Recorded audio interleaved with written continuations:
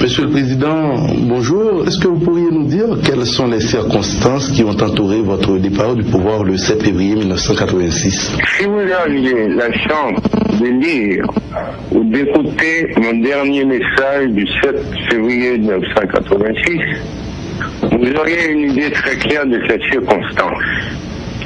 En politique, il faut savoir se retirer à temps. Et pour moi qui ai vécu 15 ans sans tumulte aucun avec le peuple haïtien, le fait d'un soulèvement populaire dans 2 ou 3 villes de province dirigées contre mon gouvernement me paraissait suffisant partir. Et après maintes réflexions, j'ai décidé de partir à la stupéfaction de mes collaborateurs, de mes partisans, des membres de ma famille et même de l'opposition pour ne pas ralentir les efforts de développement qui étaient en cours. Croyez-moi, ma mère ne l'a su au soir du 6 février. Même maman moins te connaît n'a parlé la nuit 6 février. Monsieur Duvalier, avez-vous été contraint de laisser le pays? Je crois avoir déjà répondu à cette question. C'est non. Maintenant, si vous voulez me demander si j'avais le moyen de garder le pouvoir en 1986, bien sûr que oui. Rappelez-vous que j'étais chef suprême et effectif des forces armées et des volontaires de la sécurité nationale. Si j'étais le dictateur que l'on prétend, je n'aurais eu qu'un seul mot à dire pour établir l'ordre. Je n'ai rien fait de tel. Souvenez-vous que 2 écoliers sont tombés au Gonaïves et un autre jeune au Cap Haïtien. Pour moi, c'était déjà trop. Je salue respectueusement la mémoire de ces jeunes tombés trop tôt.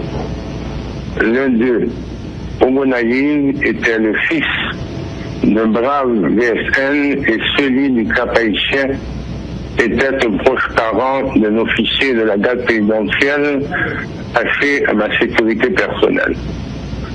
Imagination ou pas, je vous laisse le soin d'en juger. De toute façon, parmi les nombreuses options ouvertes devant moi, j'ai préféré laisser le pouvoir à un conseil civilo-militaire que j'ai constitué afin de hâter le règlement pacifique de la crise. Quel est le rôle de l'international? Quel rôle l'international a-t-il joué dans votre départ? Vous posez cette question dans un contexte post-duvalierus. Nous avons traité différemment avec l'international.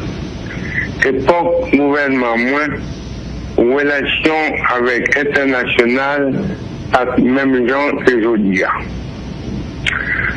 Quand j'ai décidé vraiment de partir, j'ai invité jeudi 6 février vers 7 heures du soir respectivement l'ambassadeur de France et celui des États-Unis à me rejoindre au Palais National, et là je leur ai fait part de ma décision de démissionner. J'ai sollicité de l'ambassadeur américain de me faire trouver, si possible, un moyen de transport. Un avion militaire m'a été gracieusement envoyé. Et cela fait 25 ans que vous avez été donc en exil, Monsieur le Président. Dites-nous, comment avez-vous vécu ce quart de siècle loin de votre terre natale? Moi, j'étais physiquement en France, mais tout esprit moi était toujours en Haïti. Au rythme de mon pays, j'étais placé à un centre d'observation pour constater les progrès réalisés dans certains pays d'Afrique, d'Asie et d'Amérique du Sud au cours de ces 25 dernières années, et vivre parallèlement et douloureusement la désintégration d'Haïti à tous les niveaux au cours de cette même période. Même l'espoir s'est évanoui. La jeunesse n'a plus de référence morale et est abandonnée à elle seule, sans boussole. Des reproches vous sont adressés, M. Duvalier, à votre régime, tel le bâillonnement de la presse, la restriction des libertés individuelles et d'association, la corruption, les tortures et assassinats politiques, entre autres. Et si l'on prenait un à un ces reproches, en commençant par le bâillonnement de la presse et la restriction des libertés individuelles et d'association, qu'auriez-vous à dire là-dessus? Je préfère répondre globalement à cette question. Rétrospectivement, le plus grand reproche que l'on puisse adresser à mon gouvernement, c'est de n'avoir pas organisé des simulacres d'élections présidentielles pour les 4 ans, 5 ans ou 6 ans. J'avais une vision plus sérieuse de la démocratie. Et je voulais ramener tout mon entourage à cette vision sérieuse dans un esprit de consensus. Malheureusement, les choses politiques prennent du temps en Haïti. En matière de démocratie, si votre modèle est la France ou les États-Unis par exemple, tous les reproches vous sont permis. Si au contraire, vous prenez d'autres exemples, comme le modèle cubain très populaire en Haïti, je souhaiterais que l'on m'explique sincèrement en quoi ce pays ami est-il une démocratie par rapport à mon gouvernement qui progressivement s'ouvrait à l'opposition au point qu'un bon nombre de mes opposants sont devenus ministres, ambassadeurs ou ont été recrutés comme techniciens de mon gouvernement. À entendre les complaintes de mes adversaires, je me suis demandé si la seule façon de passer à leurs yeux pour un vrai démocrate n'était pas en fin de compte de me laisser abattre ou de leur laisser le pouvoir. Et jusque-là, ils en ont fait quoi? Qui ça y a fait avec pouvoir ça?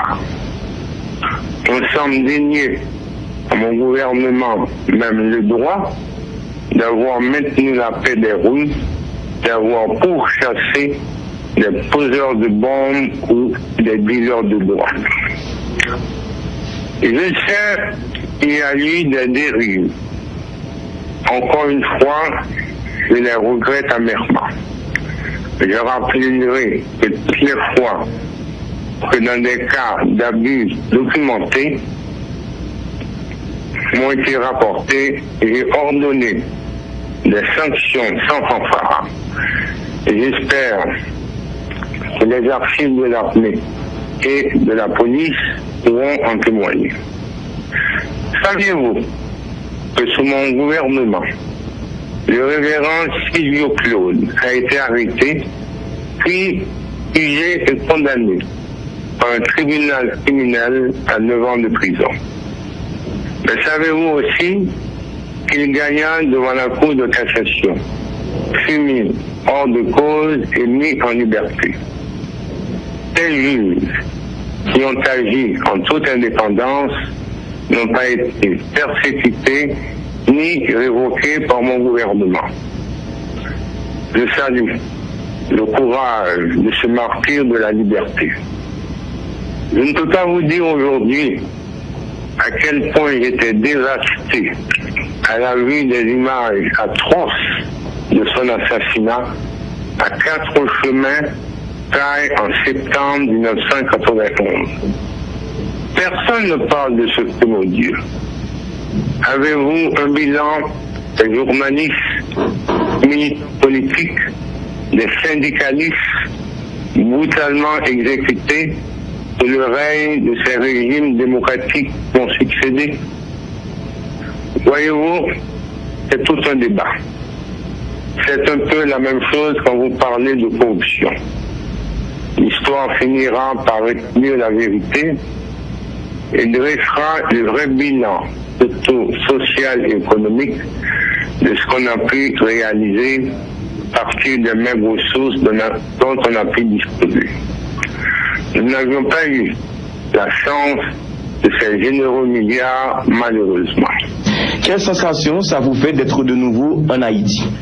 Nous t'ai vu vraiment ça, même gens même, et nous tous constaté à cœur chaleureux que jeunesse-là, c'est bon. Vous l'avez vécu avec moi pour un voyage qui n'était ni programmé ni annoncé.